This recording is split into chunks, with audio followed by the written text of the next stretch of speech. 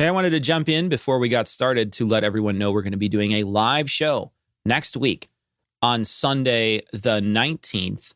We're going to be starting at around 3 p.m. We're going to be streaming live on live stream. You can find out all the details on this week's show notes. We're going to be interacting with the viewers and reading some stories and just sort of hanging out. So if you want to check us out, be sure to tune in next week on live stream. Today's show is brought to you by adamandeve.com. If you go to adamandeve.com right now, you'll get 50% off just about any item, a free sex swing. Why are you looking at me like that, you buddy? heard that right. Oh, because Tom. You think that's a load-bearing sex swing, buddy? Huh? Okay, it's not for Tom. Free sex swing and free shipping if you go there and use the code GLORY at checkout.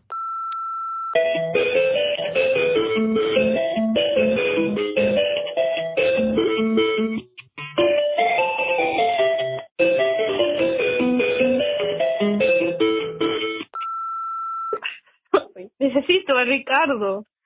Tienes que darle de comer a los pollos. Pero del elote del malo, porque del bueno es para las tortillas. Hey, Tom and Cecil, I just wanted to call and get a little input to your argument with the scathing atheist guys about who has better pizza, Chicago or New York. I just want to let you know that I live in Northeast Pennsylvania, and there's a town near me that Old Forge, and they have Old Forge pizza, the so-called pizza capital of the world. Well, let me tell you, they put fucking American cheese on their pizza. It is fucking disgusting and a fucking atrocity. Glory hole, motherfuckers. Hey, Cecil. Hey, Tom. This is Q from Colorado. I was just listening to episode 342 on the way home, and you're talking about how, there's no water, rain coming from the heavens, and then all of a sudden God opened up the windows, downpour. So back when I was a tiny little kid, right, and I asked a question just to my parents. I was like, hey, if it never rained, because this is a thing that actually we did believe in. I mean, we're hardcore Christian, right? And I asked the question, so if it never rained, how did they still have, lakes and streams and, all the other shit? Where does the water come from? And no shit, they told me, it's like, well, it doesn't actually rain. It's kind of more like mist. So everything just kind of has a little thing of dew over it every single morning. And that's how all the animals don't die. Fuck me if I know. All right, y'all have a good show. Glory hole, motherfucker.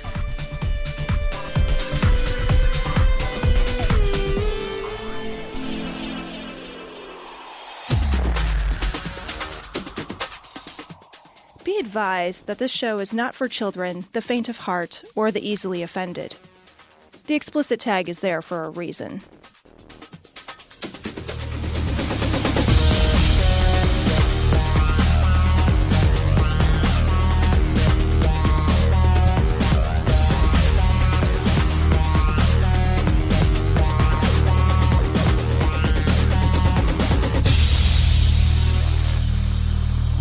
Recording live from Glory Hole Studios in Chicago, this is Cognitive Dissonance.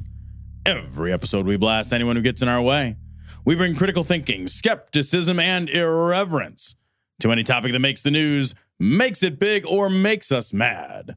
It's skeptical, it's political, and there is no welcome mat. This is episode 343 of Cognitive Dissonance, and we are joined again by friend of the show, Ishmael. Ish, how you doing, man?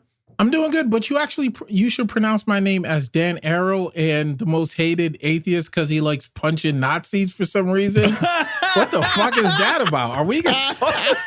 They swear he's a Nazi now. Hey, I'm not against punching Nazis. And they're like, God damn you, Dan Arrow. Anyway, I love your last show. Who does that? Come on. Who punches a Nazi? Come on. That's it. I think we should go with hugs for Nazis. Yeah. We'll just hug them real tight. I think when you hug them, you give them a wedgie. I would love. Wait, did someone say birth control? Did I miss that? No. Nobody said birth control. Jesus. Nobody I don't know what close to saying I anything might be close going to crazy. birth. Okay, if I end up having a psychotic, I swear to God, a woman's Do you voice. smell toast right now? A woman's voice came on and said, birth control? Okay, I must be insane. Why does my mic smell like burnt hair? I remember that from The Sopranos when homeboy died. He smelled burnt hair and then he died and he had a heart attack. But anyway, you would Is your left eye drooping right now? Because you got to see I something. don't have a man. camera. I swear to God, I heard birth control. I swear I heard it in my microphone. God, That's just wishful I got to thinking. check my internet connections. There might be some woman across the way who's like, "Do you not want to try birth control before you put it in me without a condom?" I don't know. But anyway, I got to say, like, they act like there weren't Jews during the siege of France that were literally going out with gangsters and fucking up Nazis. There are guys known as heroes who, well, anyway, we'll get to that. We could get to that later, but Jesus. Dude, we're liberals. We can't hurt people. We have to use our voices. Are we talking about this now? Are we doing this now? Okay, If we're doing this now, let's just do this now. Ish. All right. So I'm just going to introduce this story because we've been asked to talk about this. We had Dan Arrow on. We did not talk about his pro punching a Nazi stance. Cecil and I have already had our show. We talked about what we think about walloping up on Nazis. Yeah. Now you're pro punching a Nazi. You fall in the Dan Arrow camp. You and Dan Arrow are one and the same. You have the exact same opinion. No, you're basically the same I don't know person. his full opinion. But no, I mean, from what I've seen, yeah, if you got pillow hands, yeah, you might as well punch a Nazi and inconvenience him for like a half a second. Wuss arm. Yeah, it's not like that. I mean, I go to World Star Hip Hop where they knock out each other and bang the back of their heads on the concrete. And everybody seems to be okay with that. No one gets arrested. And now punching World Nazis. Star Hip Hop, huh? Yeah. A black guy goes to World Star. Shut up. There's a bunch of white people calling each other niggas on there. Have you seen that? And you better not delete that. Because I said niggas with an A. No, it was with an A, motherfucker. You listen to rap music. You better not delete that. I listen to the censored version stuff. It's when they're rapping, they're in the middle of the rap, you know, and they're going, and then you just hear a blank word, or they say something else like playas instead. It's perfect. I love it. That's my favorite. You related playas to niggas? Okay. You clearly need a history lesson. Oh, God. So you're okay with punching? Well, because listen, what's your position? I'm not going to go out punching Nazis. I don't know. That seems silly to me. Is it because you got pillow hands? No, because I don't. Because, you know, I got World Star Hip Hop hands where the back of their head hits the ground and you're like, shit, am I getting charged with murder? World Star. On the other side it says hip hop. Yeah, and it's World Star Hip Hop. It's being showed, or it's on CNN. If your punch is being shown on CNN, you clearly didn't do any damage. Look, if you're a black guy, your punch is shown on CNN. I mean, let's be honest. Unless you're the one getting punched. Exactly. True. In which case, it's on Fox. No, I mean, listen.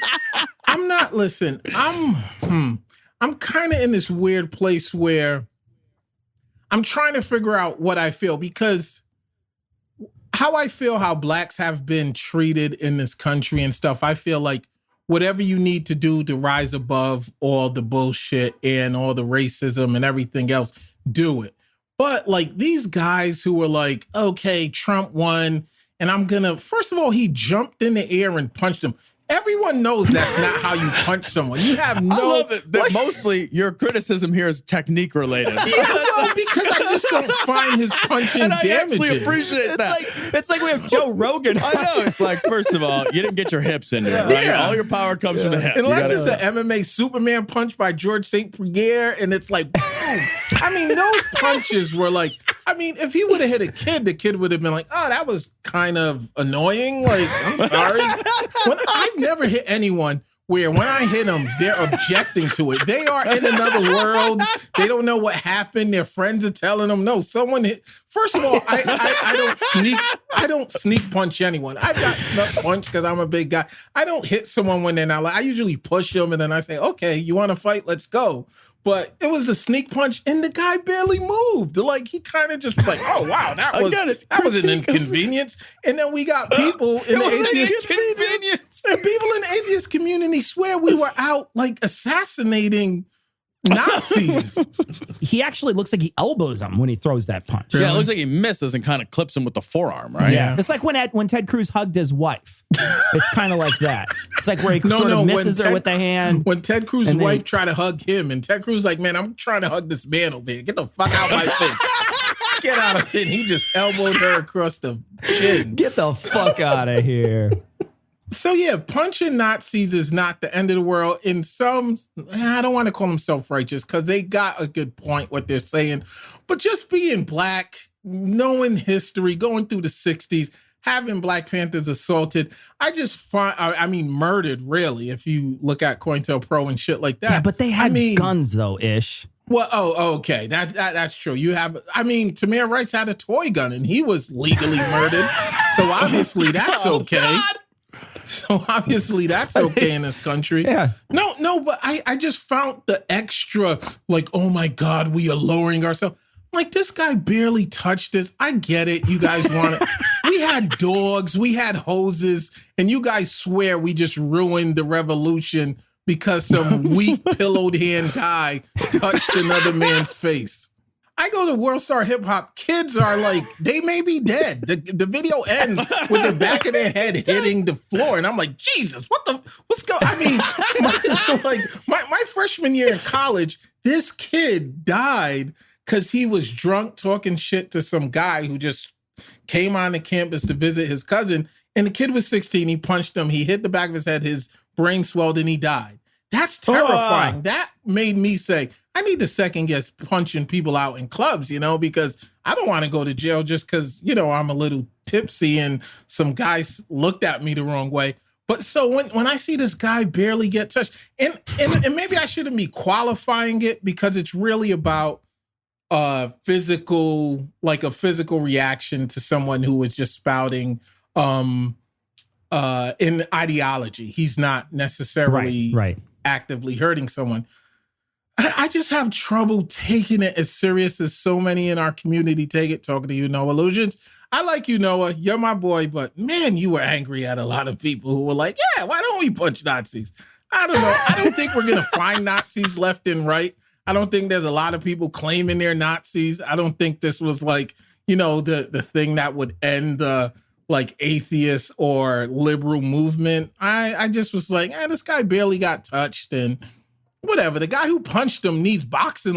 It was so anticlimactic. Okay, so let's talk about let's get a little higher mind. Let's talk a little bit about the principle of hurting another person because they have different ideas. Okay, but before we get started, can I just say this? Nat Turner's my hero. So if you want to know where it starts, we can go from there. A guy who went house to house just murdering people because he was a slave. I'm okay with that. Oh, I don't know the story. Can you tell the story? I don't know. Yeah. Ew, you don't know. No, man, we're white. We don't learn this stuff. Yeah, we got the history from the victors. You know why? I know Abraham Lincoln. He had something to do with the slaves. Yeah. Abraham, right? And he just got props for Black History Month from Mike Pence. Hey, I want to honor Black people by honoring a white man who may or may not have thought Black people were equal to white people. No, Nat Turner was a slave who rebelled and went house to house and murdered everyone. And he just murdered kids and shit too? Yeah, everyone. Yeah. he basically, yeah. And I don't know how to. I can think on some, 20, okay, now we shouldn't do, but what was going on? The rape of men, women, and children being murdered. I don't know. And you can't read. You can't, if you read, they'll kill you. They chop off your hands. They chop off your dick. They take the biggest buck and rape them to make sure, who am I to be Nat Turner should have found a more peaceful way to rebel. And he was the cause of death of many innocent, I don't even know what innocent meant back then because they could just kill you if they wanted, innocent Black slaves and everyone. But I can't see myself not doing that. I can't see myself being wait, this nation is okay with me and my family being enslaved, them murdering us left and right. I don't know if I'd be like the Martin Luther King way, So don't you think context matters? Oh, yeah, like I was going to mention of too. Course like context at matters. That point, at this point, I think what you're talking about though is an act of war, right? We're talking about a guy who, you know, is essentially at war with a country. He's an occupying. Oh, he's the occupying. I don't know how it would work. An occupying force or something, right? So they're controlling his entire population. They're, you know, I mean, would I be mad if someone that broke out of a forced labor camp in or a Nazi camp or something, Nazi Germany, and like killed some families on their way? I would be like, no, like I'm not in that situation. I don't know what that's like to be in that situation. Also, maybe he did it to get way, or when everyone seems to condone it, kind of in a way. So I don't know that I would feel the same way, and I don't know that reflects exactly what was happening here. What we're talking about, though, I mean, in principle, let's unpack it in principle. In principle, stopping someone from speaking by attacking them physically, if they are saying something that is, say, egregious, just terrible, like Richard Spencer, anything he says, you know. The other day on Twitter, he wished Trayvon Martin a happy birthday, which was, I thought, particularly Trayvon. egregious. At least pronounce it right, Cecil. Jesus, Trayvon. Isn't that how you say it? Trayvon? God damn it! I'm sorry. I'm from Northern Europe. Oh my God! No. Listen. I don't know who this guy was. It just seemed like a clown on the street who kind of gave the sloppy punch. And I think we kind of, because certain people supported it, we made it seem like it was part of our agenda. Like, yes, we should punch Nazis whenever we see them. I did not see that. Like, I feel like Nazis and white supremacists go left and right and talk whatever the fuck they want. I mean, Steve Bannon is clearly a white nationalist. And I don't think the left is some like getting to be this like ultra violent group. And I feel like we were kind of painting them because some masked guy who I'm not even sure who they are. Because, you know, all those masked people who had the anarchist flag, they were well organized. They had made sure they had the cameras. I don't know who they are and what they represent. George Soros. Oh yeah, exactly. Yeah. George, because he paid for the sign. He paid for the signs, right? It's the signs, man. They convince everybody. That's the marketing. I'll tell you. Those anarchists, those are the Antifa guys, right? That's who those guys are, right? Huh? They're the what? Antifa? What'd you call me? No, he was talking to a girl, a black girl. Shut up. No, it's pronounced. Shut up. That's not how you pronounce it. It's Antifa. It's pronounced Alizé. It's pronounced Alizé. Get it right. But yeah, because there were a group of people who, to me, clearly weren't necessarily liberals. They were this well-organized group that were well-masked, all in black, and just started destroying shit. And they had a anarchist flag. Those guys are fucking retards. Let me say that. Those guys are idiots. Those guys are ridiculous. And the guy who punched him he had the mask on. He was one of those guys. It seemed well organized. So I don't think we need to go all extra. And just because people like it. I mean. But I disagree with you. I think that's the part that's unsettling, man. That's the part that's unsettling is that, all right, so we're all on this call, right? We all see this fucking goofball in his fucking mask, his coward mask, right? That's what that shit is. This is coward mask. Yeah. And he cowardly punches a guy, runs up and sucker punches a guy anonymously like a fucking shitbag coward. And the part that I do think we need to wrestle with a little bit, if we want to be honest, is the response to that when it is positive from otherwise reasonable and thoughtful people that are supposed to be sort of like on our side. I think it delegitimizes parts of, not all of us. I agree with you that like the response is blown out of proportion. I do agree with you there. But, you know, I do think it's worth having a talk and saying like, man, what the fuck is wrong with people that were even wrestling with this? Like that we're even having a conversation. What is the point in opposing violent oppressors if the way that you oppose it is to oppress violently? Like it's pointless to be on this side of the ball game where we say like, you know what I don't like? I don't like people who marginalize groups of people based on race and color and sexuality and, you know, perform violent actions against them. And, you know, and I'm going to show that by violently putting that shit down. I think we lose all credibility when we do that. I think it's reasonable to have that conversation. I guess, yes, and you're right. It is reasonable, but I think the reaction was so overblown because I think if it was like, if this guy fell back, knocked out, hit the back of his head, I think that would have resonated more and made people, but it was like this cheap kind of like, I'm so angry, we feel so powerless, Trump just got elected, and all these white nationalists and racists. I don't think, like, if they caught the guy who did it, misdemeanor, he gets probation, he should go off. But the way we reacted was as if there was this uprising of violence and like the left just totally went this way and everyone's getting blocked and unfriended.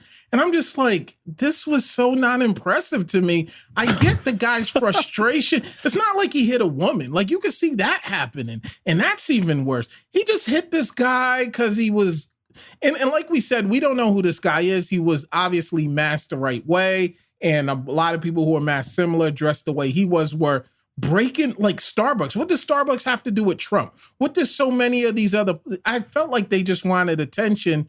And I feel like we gave this little weak-handed pillow puncher, like if he was just changing the direction of our revolution. And it was like, why are we so extra about this? This guy is not serious. I get we don't need to embrace violence. I get that. And I'm not saying, I don't think in America, being a country that lynched so recently and everything like that and was about vigilante justice, we don't need that. But I don't think we need to pretend this little punch means that the left has been like, okay, let's just go out and start. Because in reality, in the next 4 years, the people who are going to be hurt, who has been hurt, are people of color, are women, are people who are not accepted, who may be gay, transgendered, and things like that. And we don't need to get all extra and be like, oh, our side. Like, there's always going to be one. It's one guy out of how many millions? The largest protest ever. I think you're missing the point, though. And it was peaceful. Yeah. Well, how am I missing it? Go ahead, tell me. Okay. Well, let me explain it to you. So you're missing the point in the sense that the moment it happened, a bunch of people that are on our side said, come on, guys, it's totally fine to do this. This is okay. Yep. And that's the problem, is that it wasn't just one guy. It was a bunch of people that said, no, this is a good way to do it. This isn't just a good way to do it. In fact, this is how you do it. This is how you handle Nazis. This isn't just, oh, there's a Nazi and, maybe here's my options. I have a multiple choice. I can engage in conversation, kick him in the balls, or pillow hand him in the face. Those are your three options. No, they were saying that punching him is the only option. I actually think the weakness of the punch, I think the fact that it was a lame punch, it didn't do any damage, is part of the problem. I think the reaction would have been different if he world star hip hop. Yeah, if he shocked everybody with violence, it would have been very different. If that guy had walked up and fucking Ishmael that dude to the floor, right? And Ishmael. like really. Yeah, racist. I'm giving you a little credit. Jesus Christ, me the world star hip hop and Ishmael. You're gonna fucking humble brag over there about knocking some fucking people out. You're sitting over there on your fucking microphone like, I fucking knocked people out when I was fucking 9 years old, and I'm trying to fucking. You're gonna humble brag, and I'm gonna give you that fucking props, and now I'm a racist. Are you going to Reason Con? Are you trying to downplay my knockout skills? Because I'll come see you. Are we gonna fight at Reason Con? I hope so. God, I gotta fight Ishmael at Reason Con? It's not going to be a quote-unquote fight. I'm just going to lay you the fuck out. He's probably got some reach on you. Let you know. Tom, you're going to sleep now. Just so you know. I don't sneak punch people. Well, I don't sneak punch people. Why are we fighting? He's going to get it for bleeping me, so I don't know why he's laughing. I listened to that episode like 10 times, and I'm like, that motherfucker bleeped me, didn't he? He bleeped me. He talks about the whole time you're on my episode, I'm just going to have a tone. You're not even going to speak. It's just going to be a brrr. That's what it's going to sound like when I lay you out, Cecil.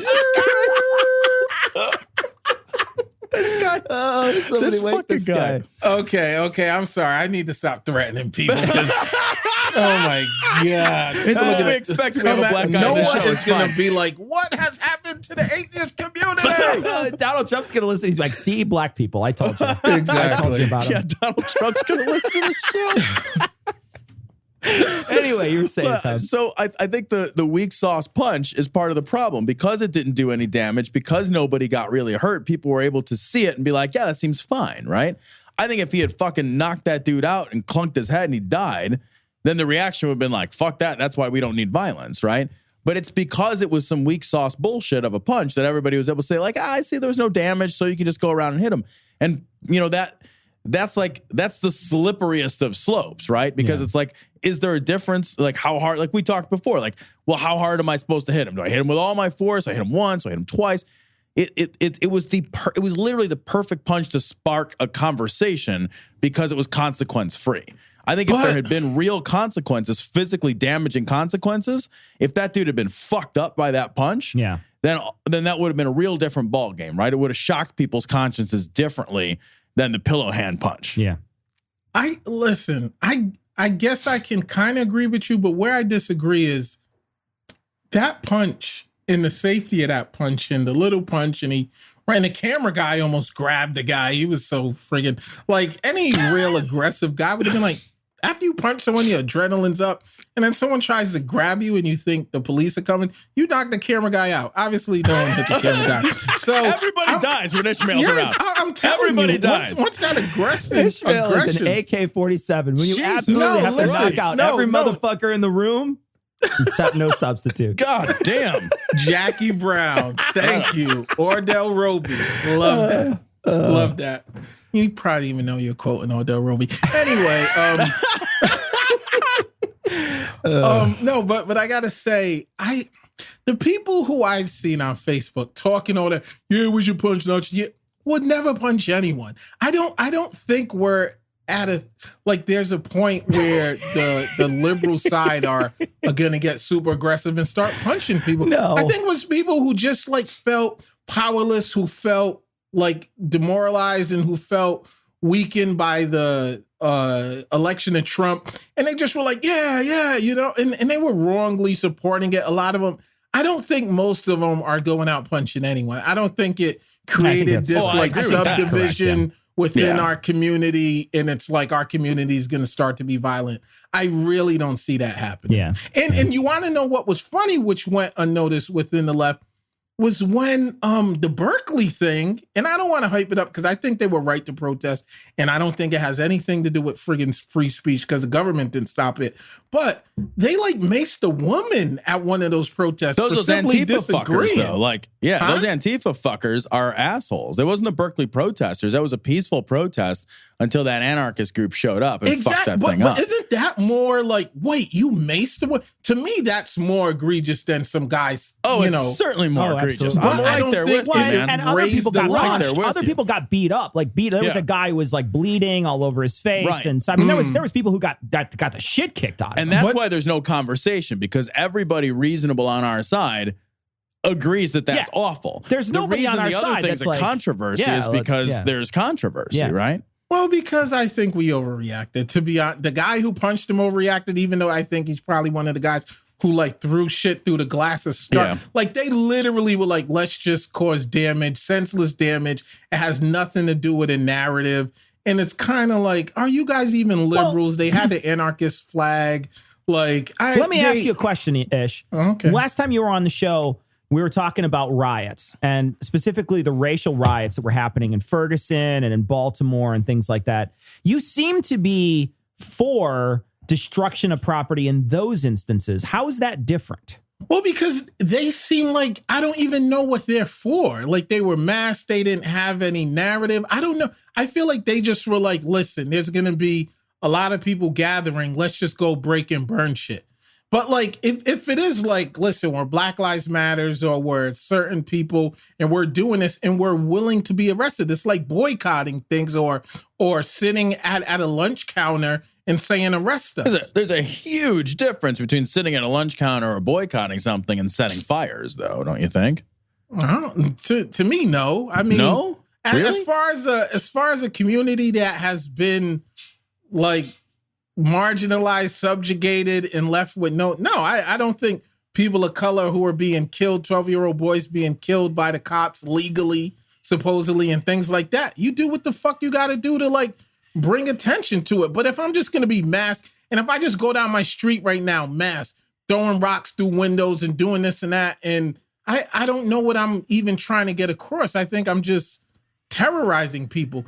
And once society says you don't count, and it's a little different now. It's not so, to the Black community is black and white, because Black people are just dying left and right. But to the community as a whole, it's not white people dying. It's not Kent State being murdered by cops.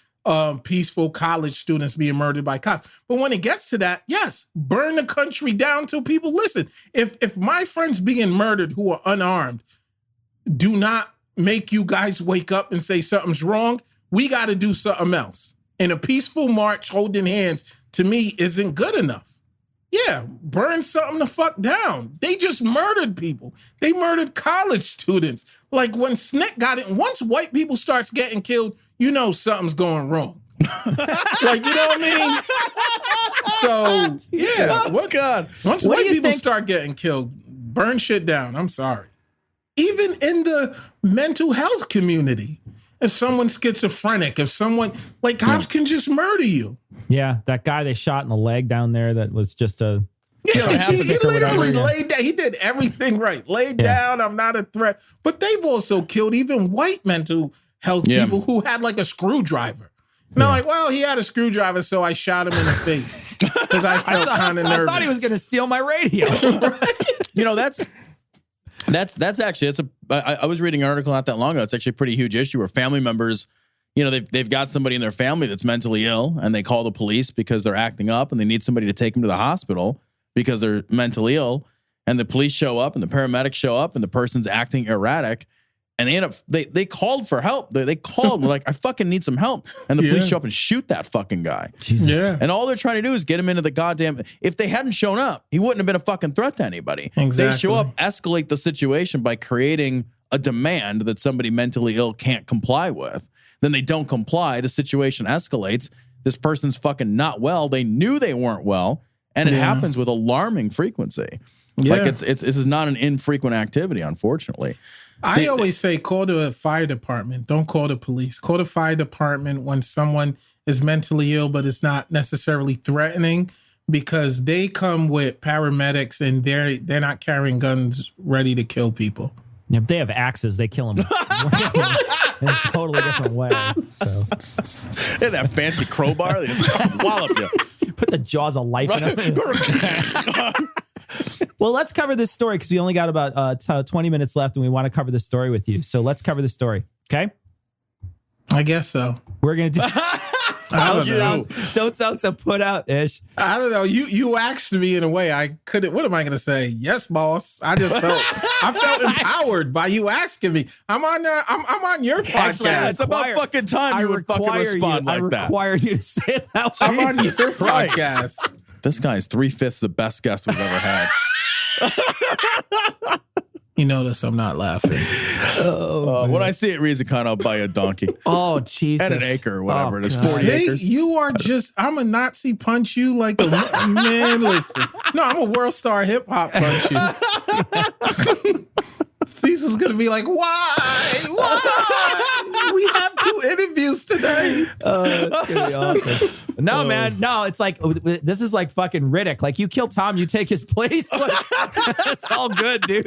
Hey, what do you mean it's all good? The fuck do you mean it's all good? What I mean is it's an upgrade. Shit. That's true. God damn it. I'm going to be so mad if I have to fight Ishmael. It's not going to be considered a fight, don't worry. Again. This is good. Again. Jesus Christ. All right, this story's from Right Wing Watch. Jesse Lee Peterson. If there were no black people in America, why did you pick this story? I don't know. I don't know. Yeah, seriously. You're fucking so racist. Right? I'm racist. This guy's racist. All right, Jesse Lee Peterson. If there were no black people in America, we wouldn't have as many murders and riots. That's it. No, that's it. all right. He let me didn't even read ask what I thought about it. He was like, continue. Yeah. Let me read what he said here. He said, without black people in this country, I think there would hardly be any riots and the murder rate might drop by half or more. Blacks and Democrat would-be voters. Wait a minute. What? All right. Are disproportionately represented among violent offenders in prison. Most are also separated from their fathers. This guy fucking has a father thing. Yeah. He's always had a big mentioned father. it like 5 Ishmael, times. how many illegitimate kids do you have? None. Except They're for all Tom's legit. kids. Tom's kids. Because I'm taking them by the end of ReasonCon, his kids are going to be mine. You keep what you kill. It's going to be like Game of Thrones, right? Your father was the weaker warrior. Come with me, boys. It's the necromonger way. Keep what you kill. Write the check. Oh, God. He said, all right, well, I'm not suggesting we get rid of blacks or Democrats. Thank goodness. Because he is a black guy. This is a black guy talking. I'm not suggesting we get rid of blacks or Democrats, but we must return to fathers, to responsibility, forgiveness, and God. When you're angry, you reject responsibility. You are unforgiving. You don't know God and you don't love anyone. You are out of control. Angry people feel like victims and identify with others who are angry and emotional, who also feel like victims.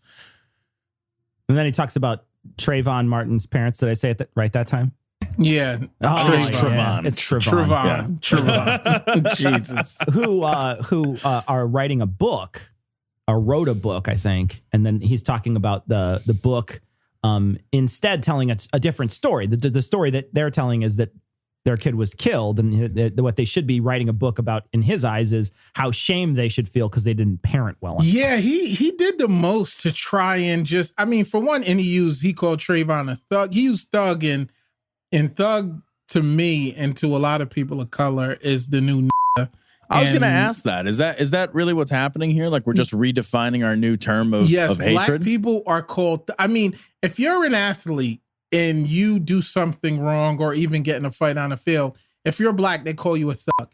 If you're a hockey player and you bang the hell out and beat the shit out of someone, if you're white, you're not a thug. The stupidest. Black Hockey's the people are the stupidest ones- sport. It Let's just get that out. Hockey is fucking stupid. The fighting in hockey is stupid, and fucking the sport itself is stupid. It's not the stupidest. To me, baseball is. Because baseball are actually people who fight like high school kids. Like they are not, not even world star high school kids. World star high school kids. I mean, they just run out to the mound and then they like punch old ass Tommy Lasorda, like some pitcher, and like you can just beat the elderly in baseball. You can beat the elderly and not go to jail. This is a disaster. This whole conversation is a delightful disaster. It's been my favorite. No, I'm just saying, like, well, okay. Go ahead, are white people not allowed to use the word thug anymore? Is that can I? No, because black. What about if there's harmony involved? Like if there's thugs in harmony? Like can I go there? Can I tattoo it on my stomach? What about if it's a life? Like if I have a whole life? Anyway, silent over there. He won't even tolerate that shit. Yeah, no, listen, you guys can do what you want, but it definitely is one of those things that they more readily call black people, no matter what. I mean, there was an article I remember about a year or so ago. It was like a black businessman who was attacked and like, and they were like, well, the thug. And it's like, if you're black, you're very easily being called a thug than anyone else, no matter what your class or what, your profession. It's just one of those things that they'll call you a thug. And especially all professional athletes are thugs, not necessarily white athletes, even if they're tattooed up and this and that. They just don't resort to that. To a lot of people in the black community and even outside of the community, thug obviously seems to be the new derogatory term. That's nigga. Like, sure, it's a way to marginalize a group of people by suggesting that they're inherently violent, right? Yeah, exactly. No matter their background, you could be a college student with all A's and this, that, and you get into some kind of trouble, and the news may call you a thug. And the worst part is I got to bleep thug for this whole thing. Damn it, man! It's gonna no. But you should replace it with the N word. But I was gonna say I said thugger, not thugger. Like, come on. Okay, one of my black listeners are like, okay, fuck him.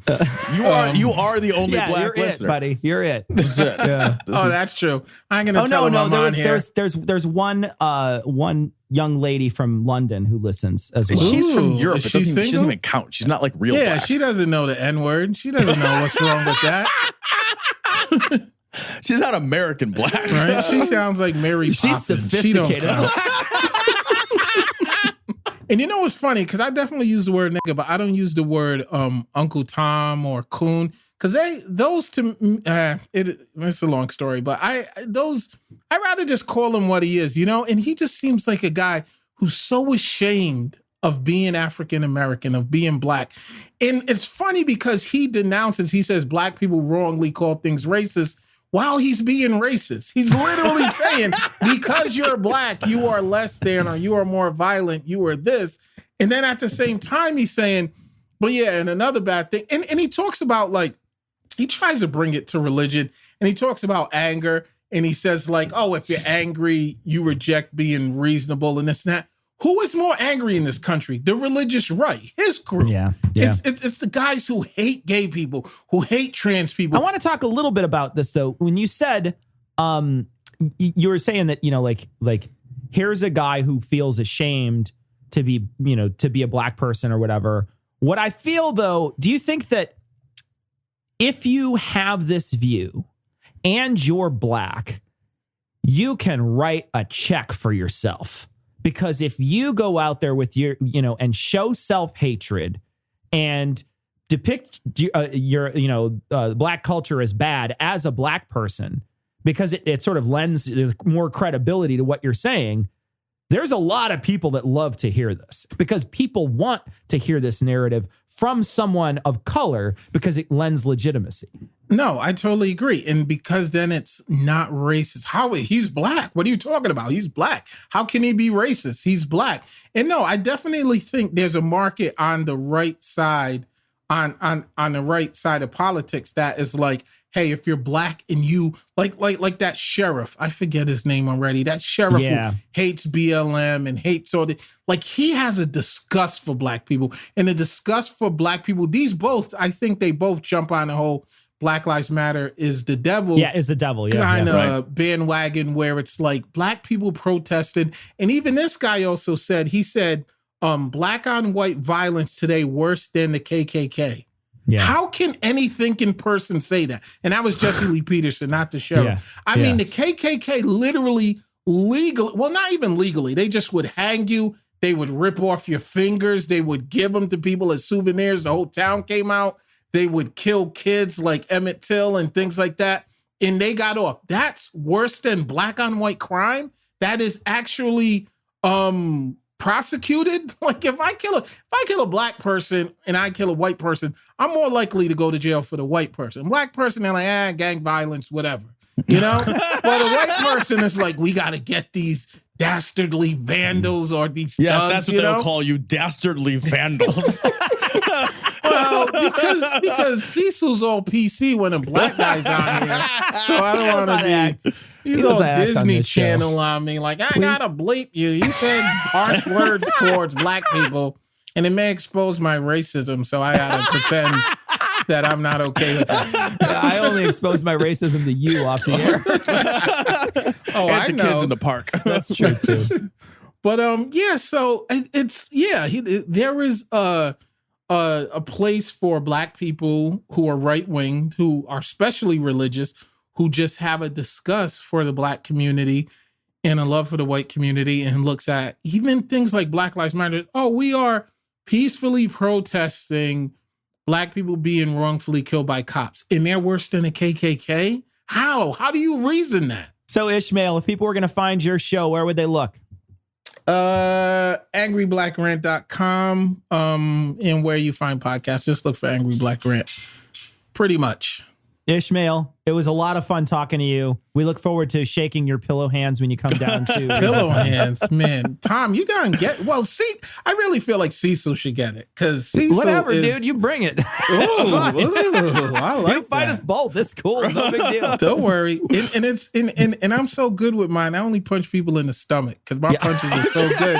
It doesn't leave much bruises, across the face. So okay, I'm gonna get you, Cecil. I'm just gonna wipe my tears on you for the rest of the night. So I hope you like being wet. Thank you guys for having me on. It's always a blast, man. I love it. Hey, man. Thanks for coming on again. Thanks for coming on again. So, Tom, let's talk for a moment about our sponsor, AdamandEve.com. We have a flyer here that we're looking at where this woman is in a sex swing looking terribly seductive. It's Valentine's Day, and nothing says Valentine's like flowers, chocolates, and tying a woman against a door and begging the ever-loving shit out of her. And you can get that free sex swing by going to adamandeve.com. You can. And entering Glory at checkout. You can. And you get three more free kinky gifts. It says it's over $120 value. And you'll get free shipping still. And so you can get a free sex swing if you're into that. Right now, if you go to adamandeve.com and you use the code GLORY at checkout, adamandeve.com has a huge selection. And one of the best parts is you don't have to have an awkward conversation about your sex swing with a guy behind a counter at some weird sex shop. You can just get it delivered to your door discreetly and know that you can just have that sex swing at your disposal without having the weird conversation. Get it delivered to your door, attach it to your door, and bang against your door. You keep on knocking, I'm going to let you in.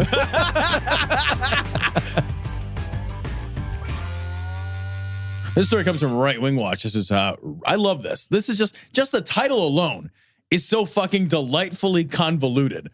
Rick Joyner's friend, oh, so you know it must be good, had a revelation. My friend's dream that the Obama administration bugged Trump's Oval Office and is leaking information. Yeah, it says Friday asserting that someone from the Obama administration left some bugs. Look, just because he's black doesn't mean he has roaches. Okay, let's not be racist. Okay, Clean up after himself. How fucking ridiculous! Like he can't even get his fucking White House security deposit back. You know.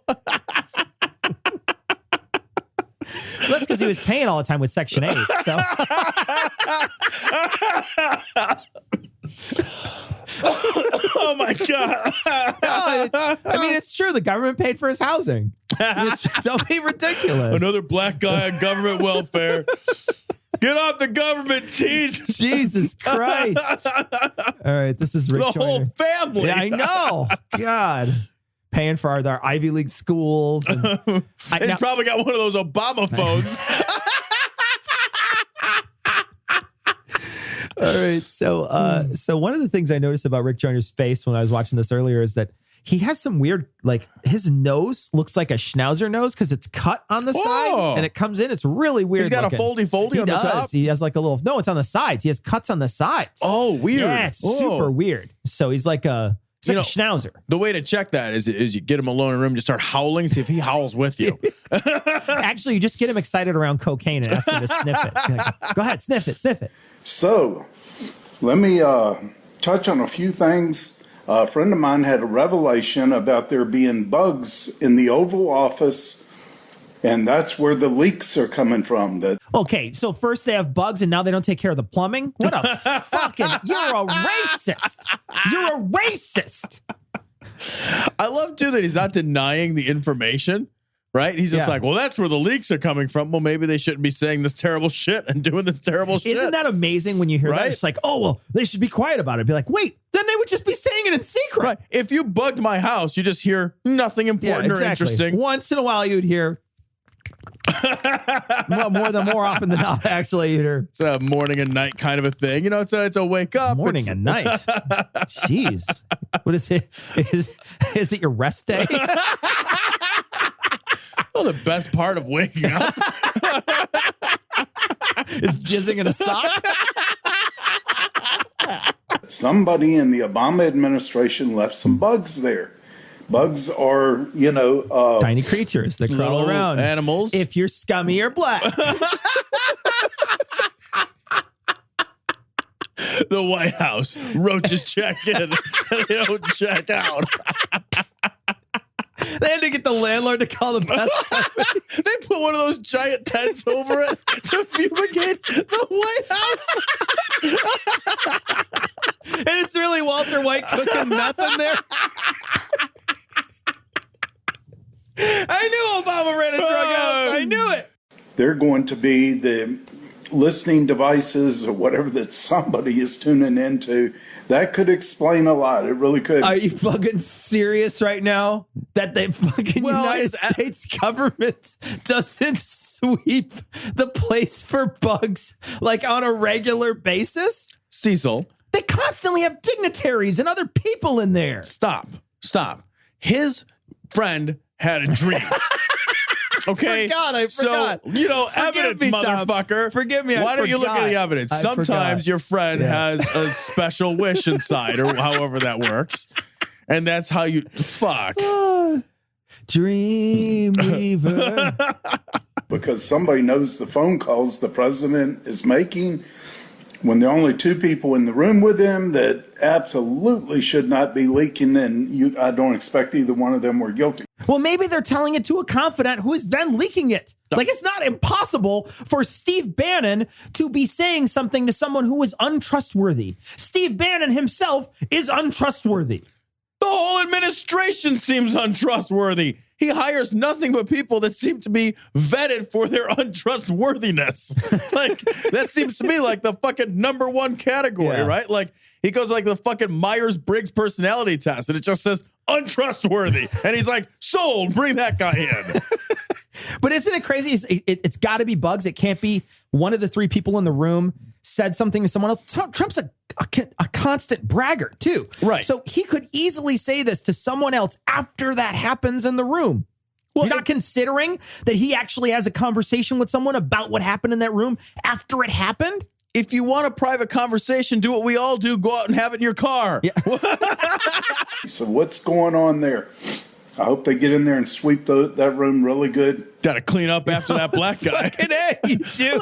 In the name of Jesus, we speak that. Ora mana shanda karaba. Lo koremene bere jede kede burishida kidi berasa.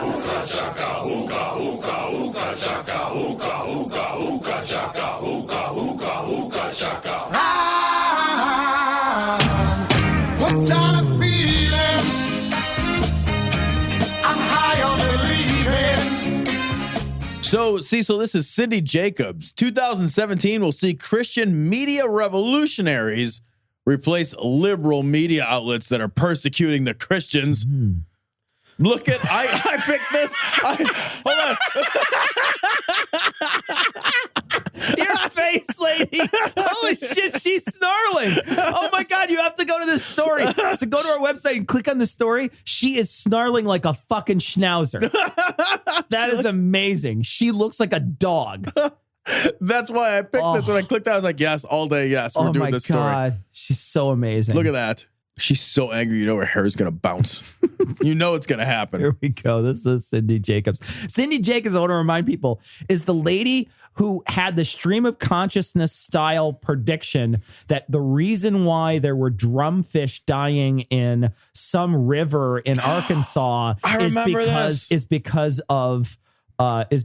Bill Clinton was the fucking governor of Arkansas, and you know what rule was there? Right, and it's all this like stream of consciousness. It was amazing. David Icke style stream of consciousness. Yeah, it was just a series of the most tangential connections, and it was the reason why there was all these drumfish dying. At the end of it was Kevin Bacon. Yeah, exactly. All right, so here's Snarling Jacobs. God is getting ready to move. Hey, y'all, I'm getting ready to move.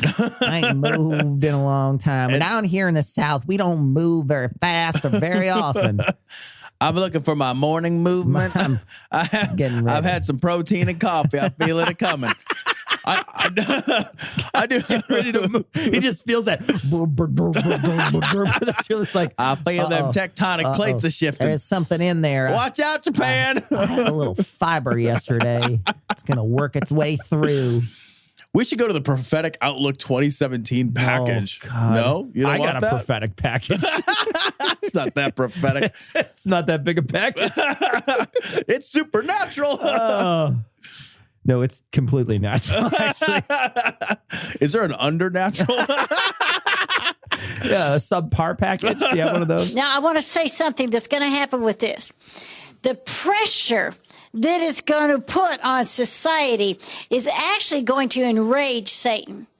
And so there's going to be this persecution ridge, that you've talked about. But what is going to happen is that if they continue to persecute the church and the singers. Wait, singers? She must be talking about singers that will stand with Trump or like something. Like the Newsboys?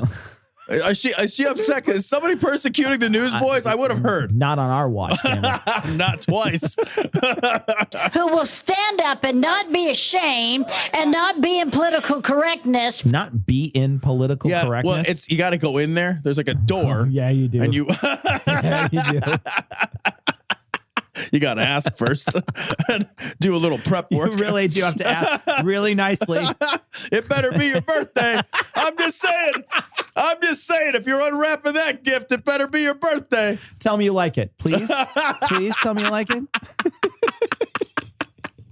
Those networks, those media outlets are going to fall down.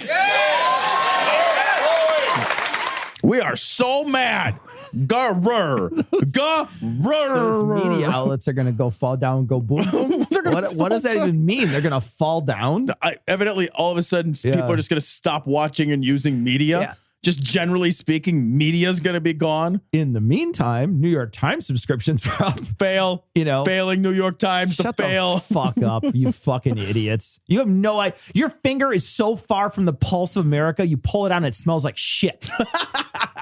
They literally have no idea. They don't know fuck all about what the United States is even about anymore. These people, they'll say things like, you're going to fall down and God's going to smite you. And you're just like, yeah. And New York Times is doing better than it has done in like 10 years. Yeah. This is the best thing ever for news sources that are, vetting the actual news, right? Yeah.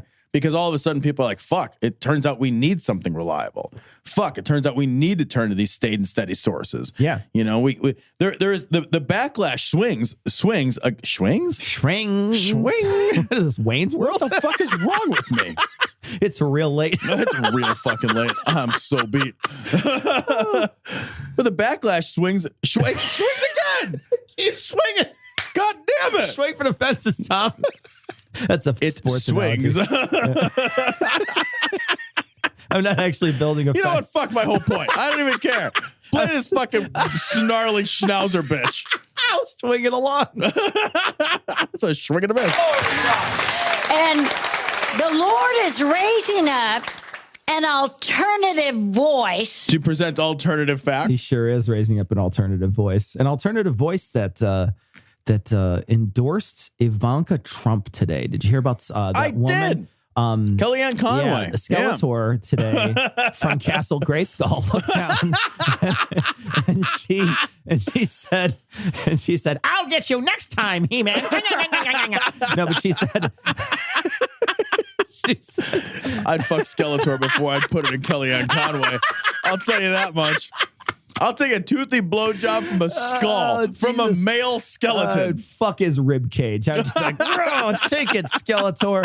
No, but she said, buy Ivanka's stuff, like buy her brand, that is a direct breaking of a certain ethics rule. Like it's not a rule either; it's a law. Like you're breaking a law. Yeah, but there's nobody to prosecute her. That's the thing. And nobody's ever going to fight. Like the attorney general's not going to, and Congress, nobody's going to censure her. Nobody's going to press charges or anything. Somebody has to actually do something, and there's nobody to do it because they're all on her fucking side. And I wonder, they're all going to fucking circle the wagons around this fucking skinny bitch, and then it's fine. We still have Trump supporters who listen, and I get in contact with them on occasion. I don't understand it either.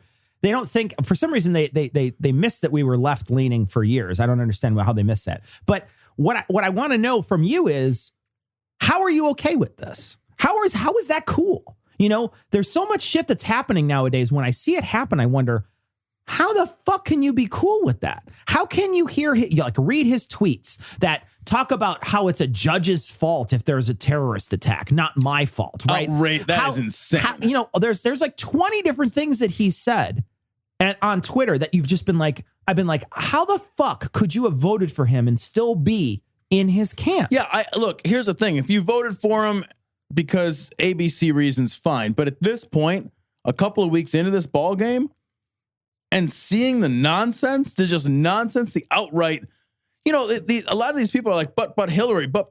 No, fuck that. Yeah, she's lost. Hillary's gone. Don't get to but Hillary anymore. I want to know why you still support. Don't tell me why you did support at the election.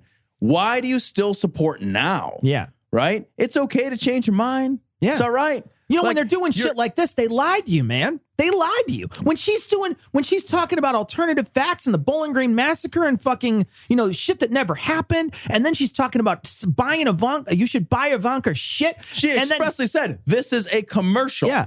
And then fucking Trump tweeting out that Nordstrom's a bad place because they're taking a shit. What the fuck, man? I know. Are we serious? Like, are you seriously like that far, your head that far up his ass that you're willing to let that go? And I don't want to hear any of this. Like, we got to give him room and see what he does. We see him 2 weeks. Well, you know what he's done? He signed like a fucking million executive orders already. And none of them are good. You know a bunch of shit that he's done. Yeah. Look at the people he's appointed to his fucking cabinet. Yeah. And you're talking about the Muslim ban, which has been overturned twice in a row now. Third time's a charm. Yeah, well, third time is the Supreme Court. And yeah, it's 4-4 now. Yeah. They better slow that shit down and not bring it right away. Because if they bring it right away, it'll be a tie. But if they don't, and they wait until fucking Goruck gets in, then there's a good possibility.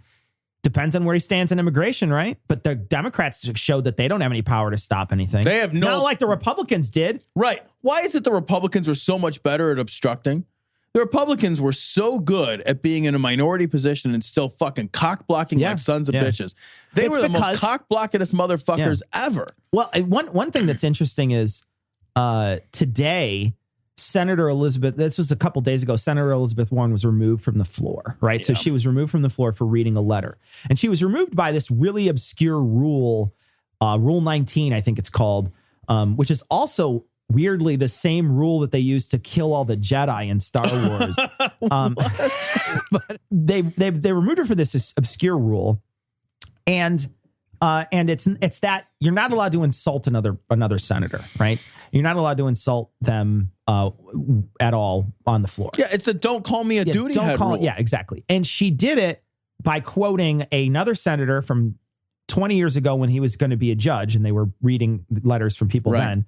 And the two letters that she read were from that time when he was not fit to be a judge. First of all, the idea that this rule even exists. Yeah, it's silly. Right. Yeah. Don't hurt my feelings, even though I'm a fucking big boy. Yeah, rule. It's a snowflake rule. Yeah, fuck that shit. That's a nonsense rule. Again, that's for cowards, right? Snowflake. I don't want to feel bad. What did Ted Cruz fucking write that rule? Nobody's saying anything mean. It'll hurt my soft pieces inside. If you do, I'll pillow punch you in the face and then elbow you in the face and then hug you. But even so, like, it's not like she was like reading a letter called "fuck you, asshole." Yeah, like she was reading a letter that was just like, I've got some sharply worded criticism, but nothing. I mean, people have said worse to me today. Exactly. Today. Yeah. You steal someone's parking space and they say worse shit. Right. And what happened is she got removed. And then it blew up. And so a couple other people read this letter afterwards. And there's a suspicion that they didn't send them out for reading this letter. Right. Because it was going to just be another media shitstorm that they wanted to avoid. But one of the things that happens, I think, is that imagine if the Democrats did this, right? Imagine if during Obama, the Democrats did something like this to someone, right? Where they took them off the floor. And now somebody had sent me a message today on Twitter about how Nancy Pelosi cut the mics on the whole floor to stop them from voting on to stop a vote that was going to happen on offshore drilling that they were done talking about and they didn't want to have the vote or something like that. And so she cut the mics and she cut the cameras to C-SPAN. Okay. She did this in like 2004, I think, or so, 2008. And then the Republicans did the exact same thing to the Democrats in the House again in 2016 when they wanted to sit in for the gun thing that they wanted to do. Yeah, yep. They did the exact same thing to the Democrats. And so somebody sent that to me and said, "Oh, well, it's already happened. The Democrats have already done it." And I'm like, "Yeah, but the Republicans did the exact same thing." And it's not the same thing as censure. It's not the exact same thing. They missed that point that it's not the same thing. Right. But even still, they are willing to overlook when their party does it to point out when your party does it. And you're like, "Yeah, but you guys did the same thing." And then they're like, and then when you do it, they even did this on Twitter. And then when you do it, they call it a stunt. They're like, "Oh, well, when Pelosi did it, it was a stunt." You're thinking, well, what happened when they did It's either always a stunt or it's never a stunt. But there's a selective narrative there that they're willing to, and I think they're willing to go farther than the liberals. The liberals are not willing to push hard enough on this stuff those obscure rules and the sort of political the political combat that they would, that sort of fighting knowledge to use these rules against them. They do seem much better at it. They're better at it, and they're also just willing to use it, right? They're ruthless. They're willing to use it in a different way. And I don't know if that's a bad, I don't know. I kind of like being on the party side that's not willing to use that stuff all the time. And I could be wrong, right? There's a chance I'm wrong and that the Democrats do it all the time too, right? Today when they showed me that thing, I was pretty surprised. I was like, oh wow, they did quiet a whole thing, right? From TV, but they didn't quiet them in general, but you know what I mean? So but it's nowhere near the same thing as kicking the senator out, right? Like that's just not even remotely comparable to the same thing. It's not the same thing. That it's media revolutionaries. I'm telling you, the Spirit of God, there's going to be YouTube revival. There's going to be social networking. Oh my God. I would love to see this woman on YouTube. YouTube's revival, Tom. The comment section on YouTube for Cindy Jacobs has got to be a horror show. The YouTube section for everything on YouTube is a horror show. New ideas. There's going to be these media revolutionaries are going to take away the wealth of these liberal networks that have dared touch the apple of God's eye. God, she's mad. The apple of God's eye. A little known fact. That's the male prostate. I stuck the apple when I made the apple of God's eye, stuck it right up in the bum there because we know what happens when you all get to apples. That explains why he was so grouchy when Adam grabbed it. Yeah, I got to ask for permission. I said no. No means no. Get the hell out of here. No means no unless you're a priest. You want answers? I think I'm entitled. You want answers? I want the truth. You can't handle the truth. This is fucking weird, man. Had you ever heard of this shit before? No. Yeah, all right. So this is from the Friendly Atheist blog. Philadelphia woman, now married to Jesus, consecrated by Catholic Church as extra fancy virgin. Them's fancy virgins. Wait, hold on. I'm just going to stop you there. An extra fancy virgin. Leave it to the Catholic Church for a voluntary grading system on virgins. Right? Of course, you kind of need it when you're raping kids, right? It's like that ripe sticker on the avocado. You need to know whether the kid is. I love the idea that you can walk up to him and say, like, virgin, first pressing. If it's a voluntary independent grading system, then it'd kind of be like a Yelp review. And to be honest, when you're raping the kid, that is the sound they make. God! Yelp is this. Yelp. Nope. That's it. I gotta. Somebody else can sit here across from me. You're a fucking monster. All right. That's Jesus fair. Christ. So, God damn it, man. Tom, 4 stars. All right, never mind. Yay. It's 4 out of 20. I'll still go with it. I was shooting for 3. So, all right, I overshot. So as long as you're a perpetual virgin, which means that you ain't been fucked, you haven't fucked, and you promise not to fuck. Perpetual virgin. Yeah. Did they make their own energy? Yeah. their own sexual energy, right? Perpetual virgin, isn't that just like World of Warcraft player? Oh. We're going to get all these fucking emails. Hey, man. Again. I infected my sister. I'm not the only one that plays with my wizard staff. I had sex in game like 4 times. I'm pretty sure one of those was a girl. I cybered with like 4 girls. One of them was a Theo. I grabbed hold of those pointy ears from hers. It's late. Rode her like a donkey. It's so late. We should never record this late. We should always record this face late. Hurts. I know. I can't. I'm so slapped do it anymore. My face is like I can't. I just can't do it. This is my face hurts. If you got a fucking dragon, you got to find a loose scale. I shoved it back there, guys. I hit her right in the treasure chest, if you know what I mean. I gave her my bag of gold. Oh my gosh, she got pregnant with my bastard short.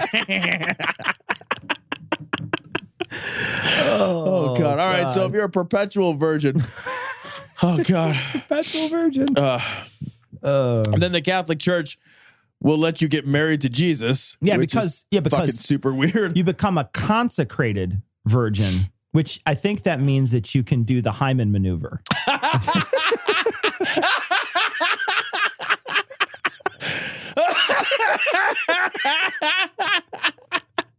Only once. That's also that's different than the hymen remover.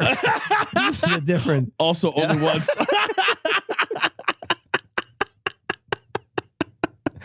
Oh man. Oh.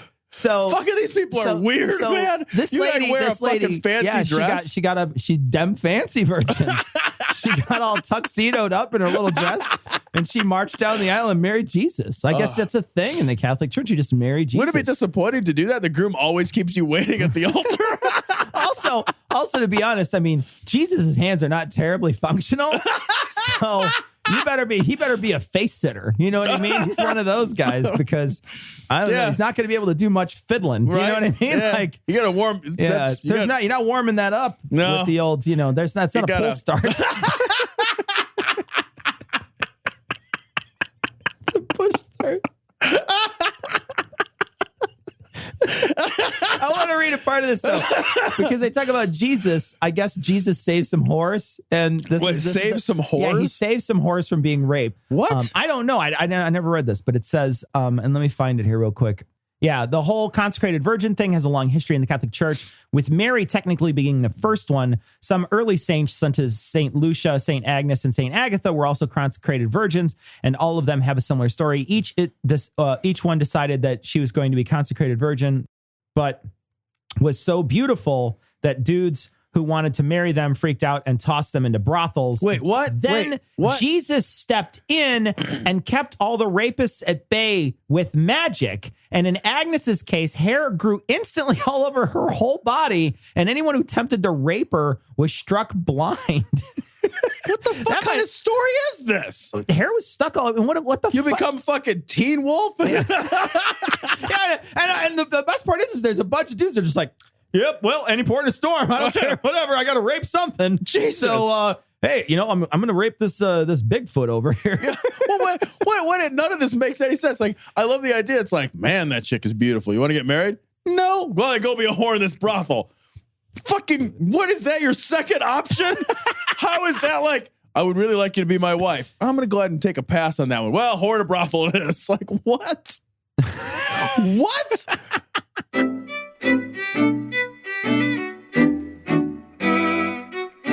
So we want to thank our newest patrons. Of course, we want to thank all our patrons, but we would like to thank George, Nick, Gunnar, Tom, Torsten, Renee, Steve, the Abortionator, Jesus, Duck Flambe, Rich, Random Rhino, Nihilish, Kai, Thomas, Buy Shares in Clorox, Emily, Alternative Funds, Yulukai,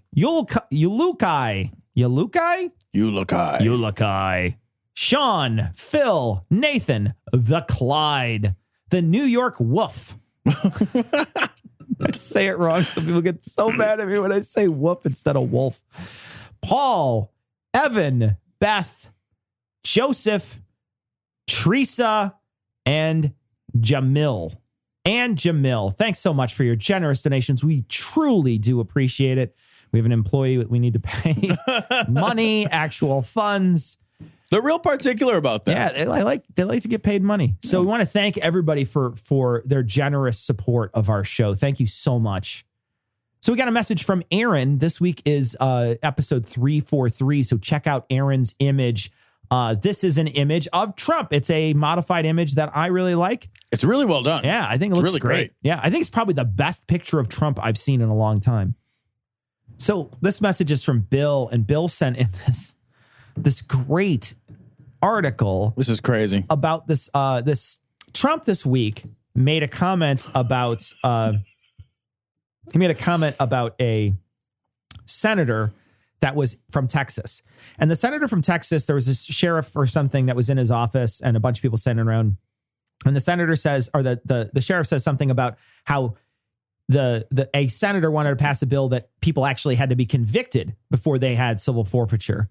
And Trump shook his head and said, do you want to give his name? We can ruin his career. And he's clearly joking, but at the same time, not joking, right? Like it's funny, but it's also kind of like a threat. It's an incredibly crazy, mean-spirited thing to say. And so this Dalen Leach, who's a Pennsylvania state senator, said, hey, I oppose civil asset forfeiture too.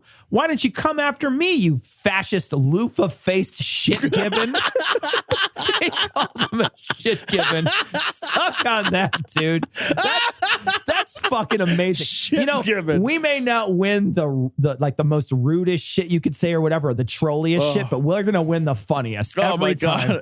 Loofah-faced shit-gibbon. That is fucking brilliant. That's so funny. We got a ton of messages about Nazis. So many messages about Nazis. We hope we cleared all that up with Ishmael tonight. with our calm and rational discussion. So remember, guys, if you pillow punch him, we got pillow fists. Pillow fists. That's so good. So Elvis and his lovely wife sent in a very short narrative of how birth control works for the people who, and this is specifically for Neil Gorsh, so that people understand how birth control works, and we're talking about the Hobby Lobby decision last week, and they put this together, and I think it's great. So it's kind of like the how a bill becomes a law of fucking. It is. It's really great. No, excellent job on this. Okay, you guys, this is how birth control and morning after pills work. If a woman is fertile and there's an egg waiting to catch a sperm, the mucus in the vagina and fallopian tube, which the sperm has to find and swim into to get to the egg, is all slippery. Easy for those little X and Y carrying spermies to swim through. If she's on the pill or takes a morning after pill, the mucus gets thicker and stickier. Not too thick for a normal sized penis, but for those little spermies, it's like swimming through oatmeal. This all was developed and tested by scientists who allow for exceptions and variations. They will admit there's a slight possibility of a fertilized egg getting stuck in the sticky stuff and dying. While this is probably rare and maybe never happened, scientists will tell the truth and will admit this possibility. And fertilized eggs are not people. So in Chicago, on April 15th, which happens to be the week, I think, before ReasonCon. It is. So Anthony Magnabosco is the street epistemology person from YouTube. He is coming to Chicago at the Ethical Atheist Human Society. It's going to be in Skokie, and they are going to be having he's going to be doing a talk called Street Epistemology Gaining Momentum. We had a chance to meet a couple of people from the Chicago Atheist Society this last, when we were doing GAM Live. Lovely people, very sweet. Absolutely. Wonderful experience. And they were great. So we're hoping that a bunch of people come to this.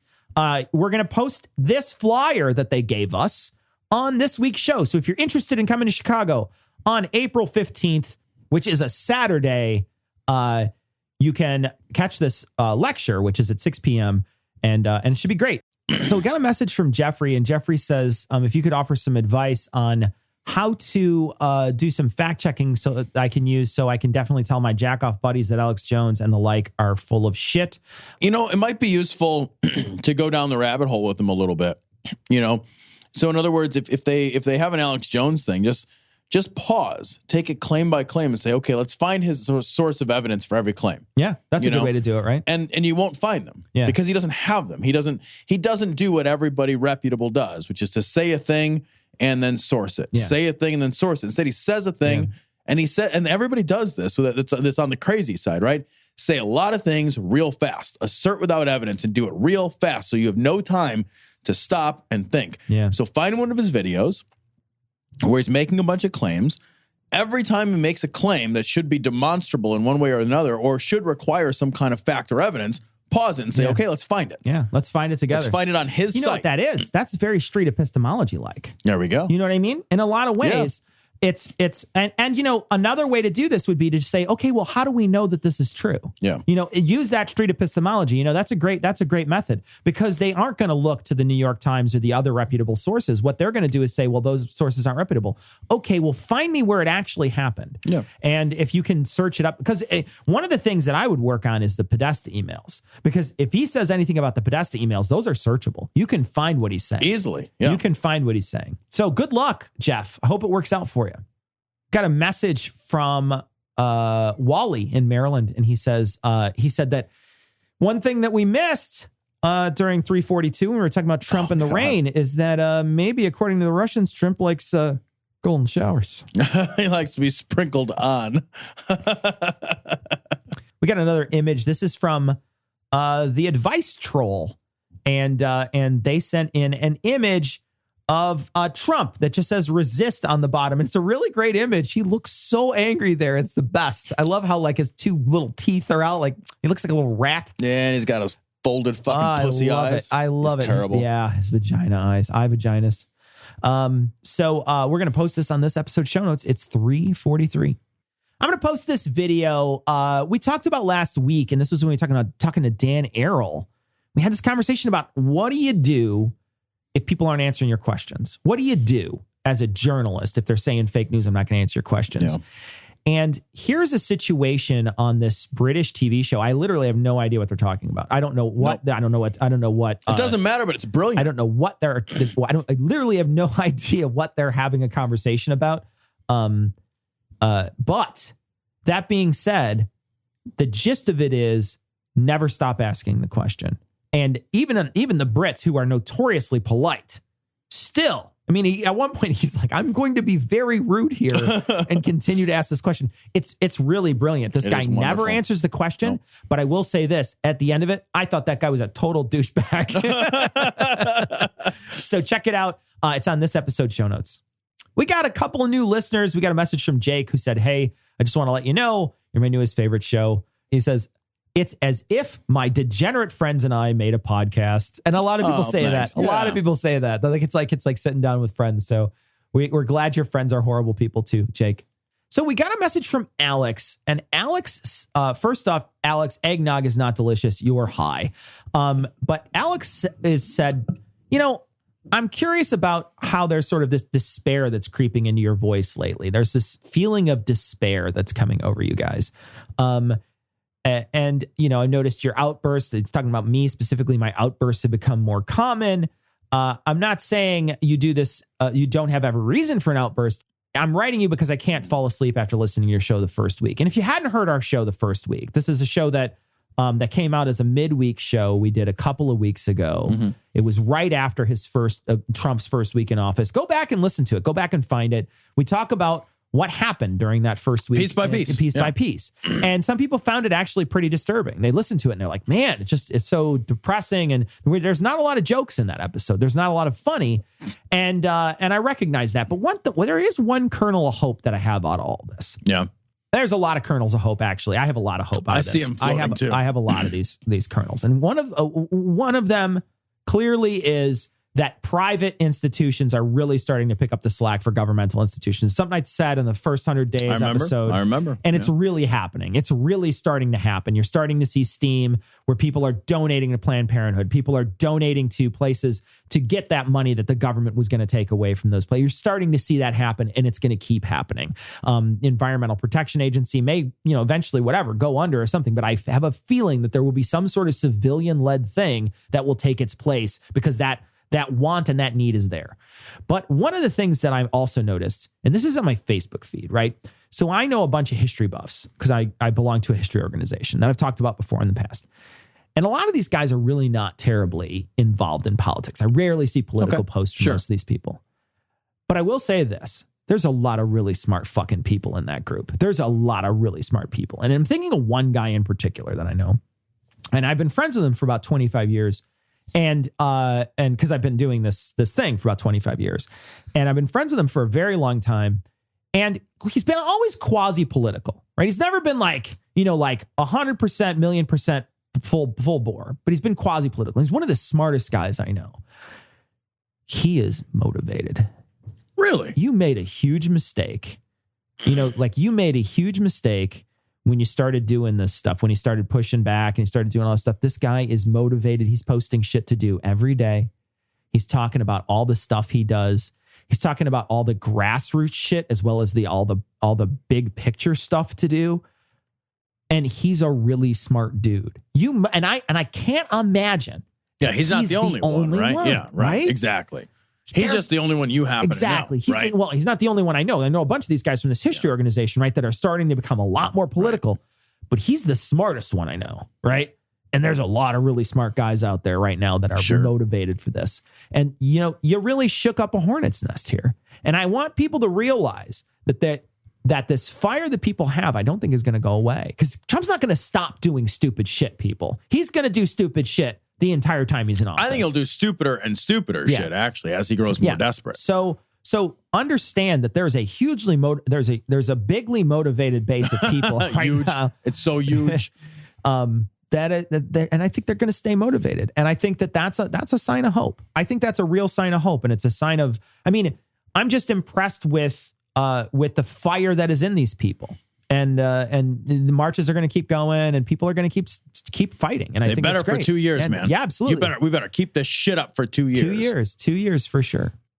We got another image for Trump, and it's perfect. It's absolutely perfect. It's absolutely perfect. I do think that Trump has that mane of body hair on. Oh God, he probably. Oh no, you know what? I bet you he's bald up there, sort of bald, because you can't tan with all that stuff on there. It probably just melts off after a while.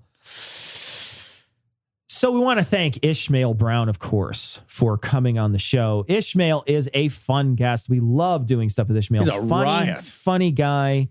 He puts on a great show. Angry Black Rant is an excellent podcast. If you haven't heard it, Ish is a great host. He's a funny, clever guy, and he puts on a really good show. So give it a listen if you haven't yet. He invited us to come on his show, so we'll let you know when that happens in the future. That should be fun. I'm looking forward to having. It's like a reverse Oreo. So thank you, Ish, for coming on. We'll put a link to his show in the show notes. Before we leave, though, someone put together a Skeptic's Creed, and the Skeptic's Creed, Tom. Oh my God! What I love about this is they put in the woman who sits next to Jim Baker. I don't even know her name because she's Mrs. Jim Baker. Right. I don't know her name. She's the bobblehead. Yeah, and she just says yeah all the time. And they put in all of the. This is Kevin, and Kevin put in all of the yeses and the sort of nodding along that she does to Tom reading the Skeptic's Creed. So enjoy that to close out the show today.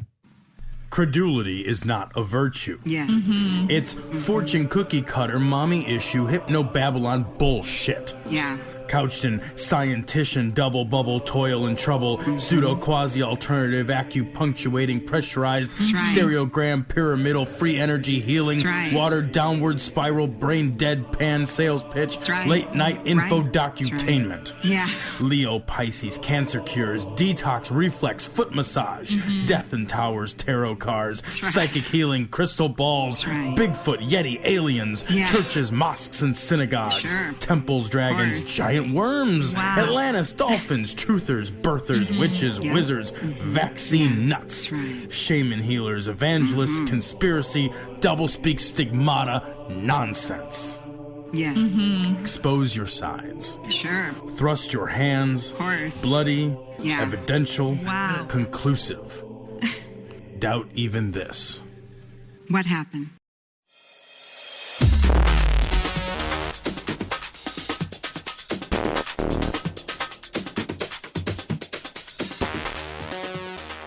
The opinions and information provided on this podcast are intended for entertainment purposes only.